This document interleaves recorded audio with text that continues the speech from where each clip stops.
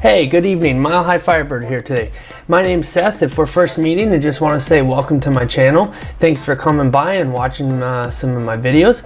If you're a subscriber, thanks for coming back. If you're new, consider subscribing and smash that like button for the video and leave a comment as well. Okay, so what do I got for you today? Well, today we got a short little video. I just wanted to share with you guys a trip that I took this January. I had to think for a sec. This January. Down to the Florida Keys, specifically Marathon. Great trip, beautiful place, unbelievable views, and I just want to share that with you guys.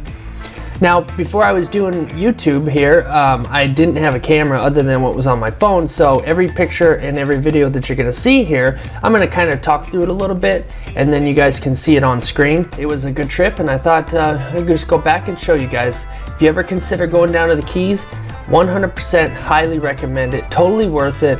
You've heard of the $100 hamburger, well, this is the kind of trip that you definitely want to take for pleasure and for leisure. So, all right, let's get into it. So this is a Piper Dakota Turbo. It is a great little airplane, 1979 classic airplane. I don't know if you've ever flown one before, but it's very similar to like a Piper Warrior, except for it's a turbo. So it's fast. You get great cruise speeds, you get great climb, nice little airplane. A little bit of backstory is I just moved to Florida, and Low Time Pilot was looking to get some hours, and somebody contacted me. The guy who owned this airplane contacted me on social media and said, hey, wondering if you want to go on a flight to the Keys.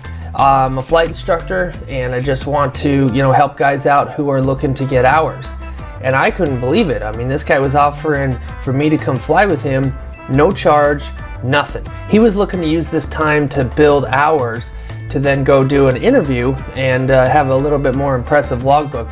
He ended up getting the job. So congratulations, my friend. I appreciate the fact that we got to fly together. Okay, so basically got to the airplane, pre-flighted it, got everything ready to go. And then he said, hey, jump in the driver's seat. And I was like, but this is your airplane. I'm just going for a ride. And he said, yeah, you're flying it. Couldn't believe it. Absolutely couldn't believe it. Never flown one of these planes before. All I have is just a single engine commercial. Now this is the first time I'd flown a single engine low wing, so that was pretty impressive for me. So we took off from Sebastian, which is on the east coast of Florida, kind of central Florida. This picture is a picture of the east coast. You can kind of see the clouds along the water there. This is looking east, and we're just south of Sebastian. Okay, here's another picture, kind of the same thing, except for this one's over Okeechobee, and you can see the clouds there along the east coast. We are flying inland to avoid some of the clouds that were building up on the shore, right at the Atlantic, right where the beach meets the Atlantic. Okay, this next picture is from my view. You can see that this is over water, but it's not over the ocean. It's actually over Lake Okeechobee, which is a huge lake. And I'm telling you, it's huge. When you're on the ground, you can't see the other side. Okay, the next few pictures are as we got past the southern tip of Florida, starting to get into kind of the islands and stuff that are out there, a little bit of the Keys.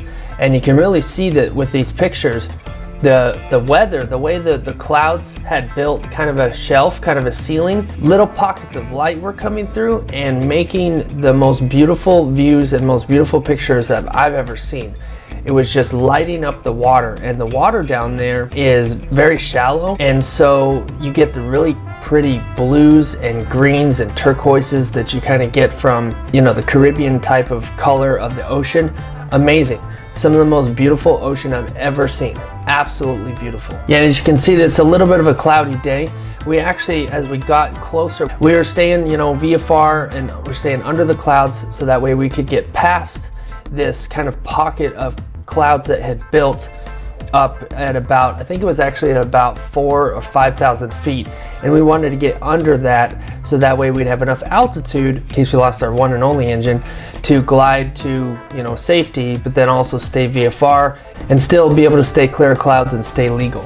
Look at the color that you have around the one of the keys here. I mean, there's like 7 houses on this island, and it's just one little key with a road going through it, but just look how beautiful the water is. Absolutely gorgeous. I really wish I could have landed right here. And I know we couldn't land here because it's not a runway, but you land here, stay here, go to that beach right there, you know, grab some sun, grab a cold drink.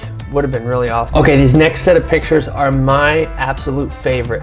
So after we got under the shelf and we were kind of going out, we spotted something that we wanted to see. So we climbed up a little bit so that way we'd have enough glide distance in case, again, we lost our engine.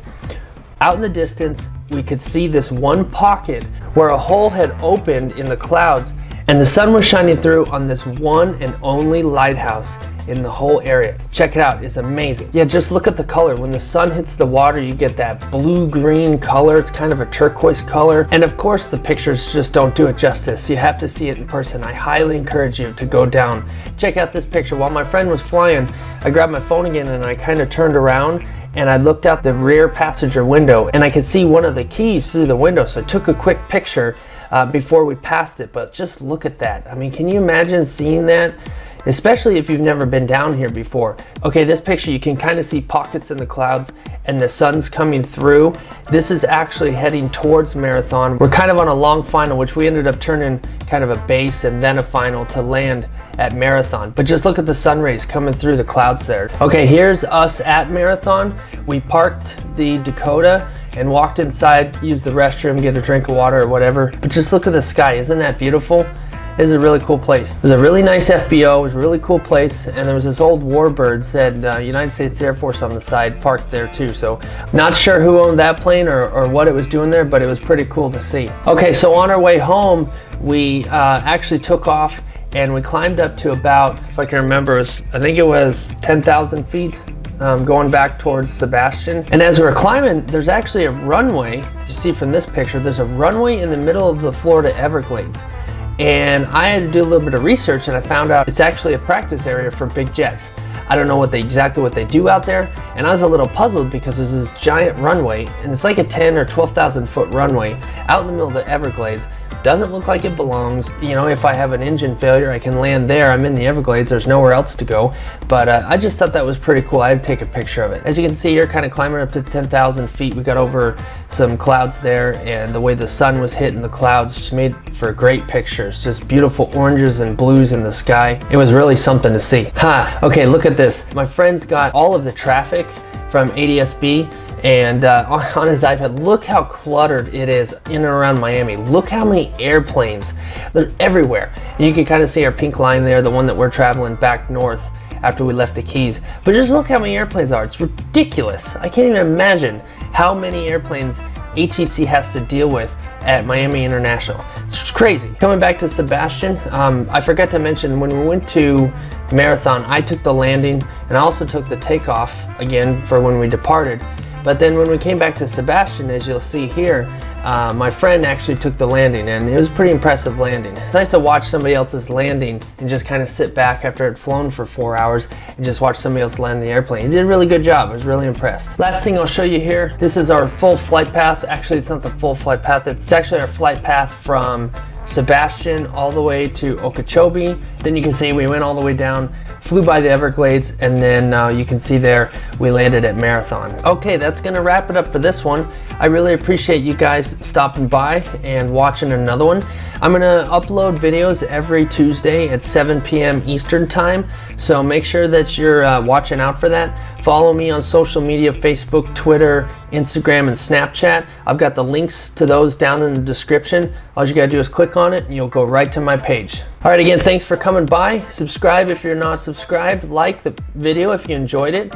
And leave a comment. Let me know, have you ever been to the Keys? Have you ever taken a trip to Florida? What's the longest cross-country trip you've ever taken? Leave a comment below and let me know. And I'll be sure to reply and we'll have a conversation. So, all right, thanks guys for coming by. Really appreciate it. Hope you guys have fun with your flying, but make sure you always stay safe. So, thanks for coming by and we'll see you for the next one.